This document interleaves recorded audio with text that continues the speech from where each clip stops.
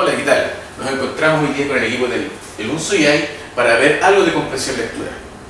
¿Qué es lo que es la comprensión de lectura? Es algo sencillo, es algo elemental, algo que nos permite a nosotros comunicarnos y saber qué somos en este mundo. Hoy día también queremos hacer un sentido y cercano homenaje a uno de nuestros principales colaboradores durante un buen tiempo, que es don Felipe Allende, que en este momento se encuentra ya en una etapa de reposo y tranquilidad, de recuperándose de su salud. Pero para llegar a eso necesitamos hacer ciertos elementos significativos de la comprensión lectora. Primero, vamos a hablar un poco de Felipe. Felipe nos dice, a través de diversos textos que ha construido, que la conciencia fonológica de lo que uno es y lo que uno sabe fundan toda la vida consciente y cognoscitiva del hombre.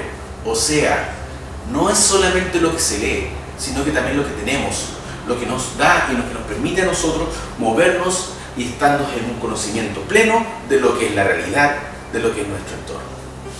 Después dice, el hombre se entiende a sí mismo y sabe algo solo gracias a un fenómeno de comprensión. Por ende, tomando las palabras de Felipe Allende, la comprensión no solamente viene de ese acto consecutivo a la lectura, de la decodificación lectora y a generar nuevos elementos, esquemas mentales, sino que también dice que el hombre se entiende a sí mismo y sabe algo solo gracias a un fenómeno de comprensión. Nos apunta hacia lo que es la comprensión del lenguaje, desde cosas tan sencillas como comprender una orden simple a llegar a comprender órdenes de mayor complejidad, de tener elementos significativos de un conocimiento previo, de generar habilidad y experiencia. Por lo tanto, comprender un texto no es solamente algo externo que va en relación a un texto literario o un texto de cualquier tipo, sino que tiene que ver con nuestra vida, con nuestra manera de observar las cosas. ¿Y qué pasa en la escuela? Nos centramos solamente y exclusivamente al texto. Vamos a ver qué es lo que es la comprensión lectora. Rápidamente, la comprensión es el proceso de elaborar el significado por una vía de aprender las ideas relevantes de un texto y relacionarlas con las ideas que ya se tienen. Así de sencillo. Comprender no es solamente decir lo que dice el texto, eso se llama literalidad. Cuando hablo de comprensión es la capacidad mental de asociar lo que plantea el texto más elementos significativos de tu vida, de tu comprensión. Por eso es importante que la lectura es un proceso de interacción dinámico, porque siempre está en movimiento entre el pensamiento y el lenguaje. Así lo manifestó Luria, así lo manifestó Vygotsky, que necesariamente necesitamos tener la interrelación social para poder aprender. Lo mismo pasa con la comprensión lectora. Necesitamos tener experiencias previas, conocimientos que nos generen una intencionalidad en este texto y que nos digan y nos permitan a nosotros acercarnos a él. El lector necesita reconocer las letras de codificación, las palabras, las frases. Sin embargo, cuando se lee no siempre se logra comprender el mensaje que encierra el texto. Lamentablemente, nuestros modelos educativos en los últimos 30 años han sido exclusivamente decodificadores, sintéticos decodificadores, donde han dejado al lector simplemente como un receptor de información pasiva. En este momento, lo que nosotros queremos promover a través de el Unsuyai y de todos los educadores que necesitan tener algún acercamiento a la comprensión lectora, es decir, que necesitamos lectores activos, lectores vividores, lectores que tengan esa esencia de lo real. Para eso, también es importante que nuestra mentalidad no debe ser siempre cerrada, sino que le debemos abrir un mundo. Por lo tanto, tal como dice Felipe Allende, hay que no solamente estimular la lectura en su acto de codificación y decodificación, sino que también hay que estimular el pensamiento, el lenguaje comprensivo, el lenguaje expresivo, la capacidad de relacionar, las habilidades cognitivas, desde la más básica, que es el conocer, comprender, hasta las superiores, que es evaluar y crear elementos que van a estar situados. Un creador, un poeta, un escritor, está situado en esa punta donde tiene que ver con los elementos de la creación. Es ahí donde nosotros nos vamos a instalar en esta importante relación con la comprensión lectora. Vamos a hablar un poco de la textualidad. Existen 1, 2, 3, 4 niveles significativos. Existe un pretexto y un texto interno. El pretexto, que se llama estratos, es la capacidad de asumir que lo que hay, ver el tipo de texto, reconocerlo físicamente, una cosa tan sencilla como esa. Ver que la poesía se escribe en estrofas y en verso, ver que una receta necesita tener los ingredientes previamente antes de la elaboración. Necesitamos saber que una noticia tiene un título, un titular y una bajada, elementos físicos que son significativos para poder comprender lo que va a venir y así generar una textualidad, una intención al leer. Y después viene la intratextualidad, el contexto interno, esa forma, ese contenido que va a llenar la forma. O sea, estamos hablando solamente de forma, el estrato, el pretexto, y la intertextualidad, el fondo. Forma y fondo. Los textos se componen de eso. Para comprenderlo necesitamos reconocer estos elementos previos, estos estratos. Necesitamos saber qué es lo que dice un título, para dónde me lleva. Necesitamos generar imágenes mentales. Y para eso, uno de los trabajos fundamentales es el desarrollo del lenguaje comprensivo y expresivo a nivel párvulo, a nivel preescolar, donde nosotros tenemos que darle opción a trabajar lo que se llama esta imaginación, este poderoso proceso de imaginación, para llegar a comprender ese contenido de esta intratextualidad, lo que nos quiere decir, cómo nosotros nos ajustamos a este texto. Después tenemos otro elemento significativo que se llama la intertextualidad, vinculación con otros textos. Oye, ¿qué pasa con este tipo de poesía en relación a una canción?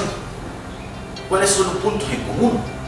Esa relación dinámica que se va a dar desde lo físico al contenido se llama intertextualidad. Es importante que si yo voy a generar una lectura de un texto a mis estudiantes, necesito contextualizarlos y para eso necesito llevar una intertextualidad, mostrar las diferencias que existen entre este texto y este otro texto, pero también mostrar cuáles son sus similitudes para que ellos puedan construir un mundo lleno de imaginación y les permita generar estas imágenes mentales que nos está pidiendo el contexto interno. De ahí pasamos a la supratextualidad, contexto externo, la realidad. ¿Por qué se escribió? ¿Cuál fue la intención del autor? ¿Qué quería comunicar? Elementos que no están descritos dentro del texto, pero que ya tienen que ver con nuestro pensamiento, con nuestras habilidades cognitivas, tales como la capacidad de síntesis, la capacidad de evaluar, la capacidad de analizar, no solamente de conocer y comprender, sino que dar un uso a este texto, pensar por qué en ese año que se construyó el texto, cuáles fueron las influencias, buscar esos elementos significativos, porque esa supratextualidad nos va a dar a nosotros la intencionalidad de leer y me va a manejar lo que se llama la motivación por la lectura. Me va a decir, oye, ¿sabéis qué? A mí me gustan estos elementos, a mí me gusta leer la época Picnic, me gusta leer a Jacques Ellul, pero también me gusta leer mucho a Marcela Paz porque su trabajo que hizo con Papelucho fue significativo en estos elementos y en estos otros. Darle esa supratextualidad, no solamente hablar del texto que se va a leer, situarlos históricamente, situarlos emocionalmente, ver qué te pasa con el texto o qué otro tipo de textos te generaron esa situación. Esa supratextualidad se olvidó en el colegio, se dejó de lado en la escuela y cuando llegamos a los liceos o a la educación superior, nosotros pedimos que se interrelacionen con otros elementos y ¿qué es lo que nos encontramos? Con una mente pasiva que solamente ataca el texto. ¿Por qué? Porque todavía seguimos mandándole un capítulo, porque todavía le damos cuentos cortos, porque todavía no le damos una intencionalidad. Cuando mandamos a un chico leer un diario para trabajar la noticia, le damos la noticia y no que él elija según sus intereses y motivaciones. Esta supratextualidad se pierde en esos momentos. Hay que trabajar más profundamente estos elementos. Y después viene la transtextualidad, la trascendencia del texto. Qué importante eso. Qué importante para qué me sirve este texto. ¿Cómo me cambió mi estructura de conocimiento? ¿Cómo fue capaz de resetear mis conocimientos previos y transformarlo en un mega concepto mucho más amplio, en un constructo teórico y un constructo emocional que me va a significar tener ciertas garantías y ciertas calidades para poder trabajar lo que es el texto en sí? No solamente comprender significa leer la literalidad del texto y relacionarla con un conocimiento previo, sino que vivir el texto. Y esto Felipe Allende lo manifestó claramente. Lo manifestó en sus 3 grandes obras de la comprensión lectora. Nos dijo cómo debíamos trabajar. Nos habla de ese intertexto, de esa intencionalidad del autor. Trabaja con los elementos de Jacobson, cuando habla con la relación directa con las funciones del lenguaje. Que es importante llegar a esos elementos. Por eso tenemos que buscar cuáles son las habilidades que se trabajan. Y por eso nos vamos a contar con 3 habilidades básicas, intermedia y superior, para elevar esta comprensión lectora. ¿Cuáles son estas tres habilidades? Son sencillas. Extraer información relevante transformadas en datos. Diferencia entre información y datos. La información en general es lo que nosotros recibimos, este bombardeo de flujo de estímulos. En cambio, el dato es cuando yo pesco ese flujo de estímulos llamado información y lo voy procesando, lo voy ordenando y voy sacando conclusiones y lo voy organizando en mi memoria de largo plazo con esta internalización a través de ciertos elementos significativos que van a estar guardados en dos memorias. En la memoria, principalmente en la semántica, que tiene que ver con toda esta conducción de conceptos, conceptualizaciones, pero también va a estar en la memoria episódica, donde mi emoción, mi sentir, mis sensaciones van a marcar la tendencia de ese texto. Si yo leo un texto desagradado, sin intención, mi memoria emotiva, mi memoria episódica va a marcar eso y va a limitar mi comprensión a través de la recuperación de los elementos semánticos. Por ende, es importante trabajar extraer no solamente desde el punto de vista literal, que se llama explícito, sino también empezar a hacer asociaciones implícitas. Y ahí donde nosotros tenemos que trabajar las estrategias. Si nosotros en el colegio, en la escuela, donde estuviésemos trabajando, o en contextos de hogar, o en contextos informales, socioculturales, nosotros tenemos que trabajar y extraer cómo extraigo información y la transformo en datos. ¿Qué es importante eso? Trabajar una estrategia. Subrayemos. Tú dices, hablemos del subrayado. Subrayemos, vamos a subrayar. ¿Pero qué vamos a subrayar? ¿Para qué te sirve? Recuerda que la estrategia es un facilitador. No debe ser algo que te complique. Por ende, uno de los grandes secretos para trabajar la comprensión lectora lo vi de una maestra en un momento dado cuando andábamos en visita de diferentes situaciones y vi que una profesora llegó con una cantidad de hojas metidas dentro de una bolsa y les enseñó a extraer información porque el texto venía puesto ahí. Los muchachos leyeron y dijo, yo les voy a enseñar esta información, vamos a buscar las palabras que para nosotros nos digan algo, y empezamos a buscar, y empezamos a hacer listados y empezamos a facilitar el camino, porque una vez que yo produzco este texto, porque eso se llama producción de texto, no solamente escribir, sino que el trabajo del texto, y si yo pesco ese texto, lo aplico con una estrategia, después doy un resultado de estrategia, no necesariamente voy a tener que volver al texto repetidamente, varias veces y para poder lograr comprender, sino necesito tener elementos significativos que me permitan facilitar este proceso lector. Por eso es importante trabajar la habilidad de extraer, asociar. ¿Cómo asociamos lo que yo siento, lo que yo viví, mis experiencias previas, mis conocimientos previos con el texto? Darle esta trascendencia al texto, esta utilidad al texto, para llegar al último elemento, argumentar respuestas, que pertenece a un nivel superior, donde nosotros vamos a trabajar cómo vamos a responder lo que nos están solicitando de este texto. Argumentar tiene dos elementos, justificar y fundamentar. Yo justifico desde mi emocionalidad, desde mi afectividad, o sea, yo hago esto porque sí, porque a mí me gusta, porque yo siento que es importante. Esa es una argumentación válida desde la justificación, pero no puede ir sola, porque eso solamente quedaría en una opinión, y opinión personal. Ahora, ¿cuándo se transforma una argumentación de respuesta significativa? Cuando junto o adjunto a este lado, a este complemento emocional, un suplemento que se va a llamar argumentación bajo la fundamentación. Es decir, tomar los elementos teóricos conscientes de conocimiento y adjuntar.